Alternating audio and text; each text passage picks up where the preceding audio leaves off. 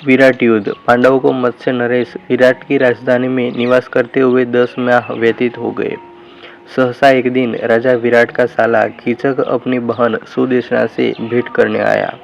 जब उसकी दृष्टि शैलेंद्री यानी द्रौपदी पर पड़ी तो वह काम पीड़ित हो उठा तथा शैलेंद्री से एकांत में मिलने के अवसर की ताक में रहने लगा।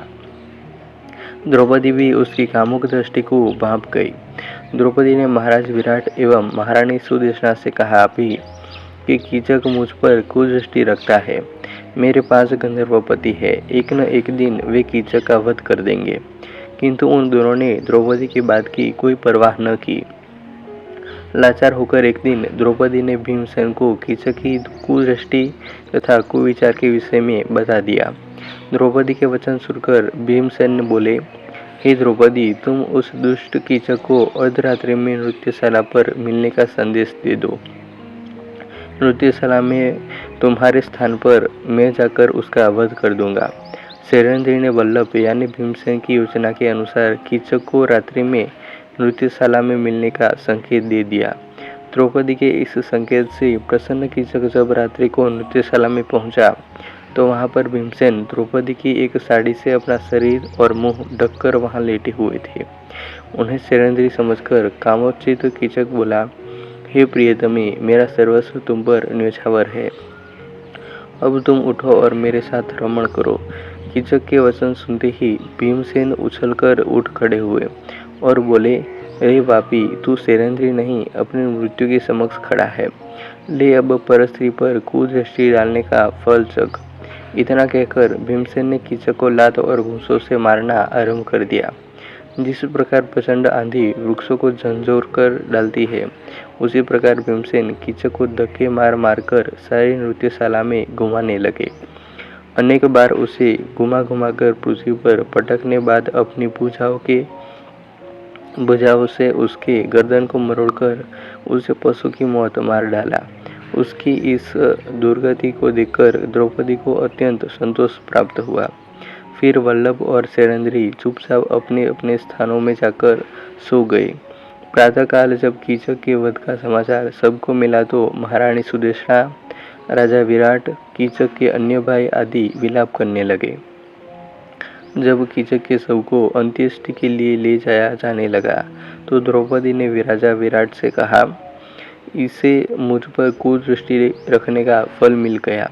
अवश्य ही मेरे गंधर्व पतियों ने इसकी यह दुर्दशा की है। द्रौपदी के वचन सुनकर कीचक के भाइयों ने क्रोधित होकर कहा, हमारे अत्यंत बलवान भाई की मृत्यु इस शैलेंद्री के कारण हुई है, अतः इसे भी कीचक की चिता के साथ जला देना चाहिए। इतना कहकर उन्होंने द्रौपदी को जबरदस्ती कीचक की अर्थी के साथ बांध के और स्मशान की ओर ले जाने लगे।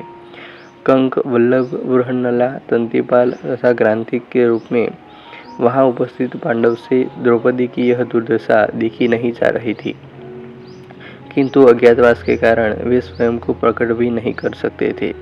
इसलिए भीमसेन चुपके से परकोटे को लांघकर स्मशान की ओर दौड़ पड़े और रास्ते में कीचड़ तथा मिट्टी का सारे अंगों पर लेप कर लिया।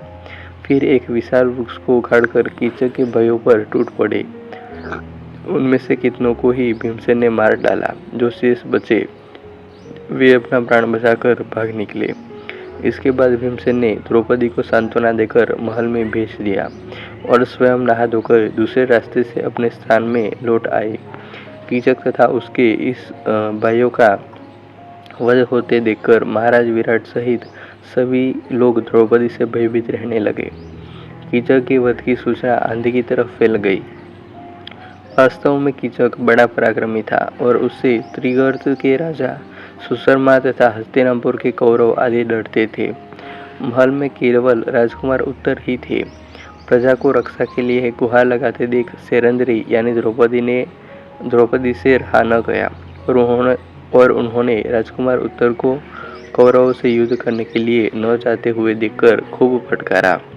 शैलेंद्री की फटकार सुनकर राजकुमार उत्तर ने सीखी बगाड़ते हुए कहा, मैं युद्ध में जाकर कौरवों को अवश्य हरा देता, किंतु असमर्थ हूँ क्योंकि मेरे पास कोई सारथी नहीं है।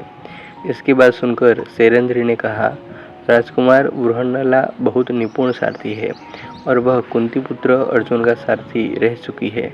तुम उसे अपना सारथी बनाकर युद्ध के लिए जाओ।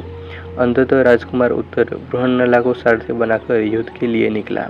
उस दिन पांडवों के अज्ञातवास का समय समाप्त हो चुका था तथा उनके प्रकट होने का समय आ चुका था। उर्वशी के सापस मिली अर्जुन की नपुंसकता भी खत्म हो चुकी थी।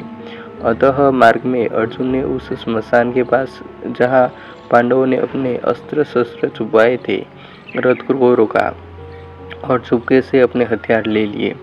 जब उनका रथ युद्ध भूमि में पहुंचा तो कौरवों की विशाल सेना और भीष्म, द्रोण, कर्ण, अश्वत्थामा, दुर्योधन आदि पराक्रमी योद्धाओं को देखकर राजकुमार उत्तर अत्यंत घबरा गया और बोला, बृहन्नला, तुम रथ वापस ले चलो, मैं इन योद्धाओं से मुकाबला नहीं कर सकता।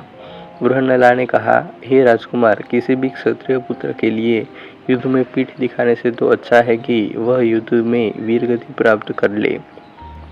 उठाओ अपने अस्त्र शस्त्र और करो युद्ध। किंतु राजकुमार उत्तर पर बृहन्नला के वचनों का कोई प्रभाव नहीं पड़ा और वह रथ से कूदकर भागने लगा।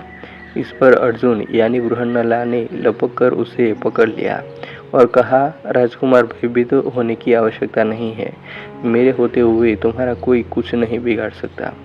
आज मैं तुम्हारे समक्ष स्वयं को प्रकट कर रहा हूँ।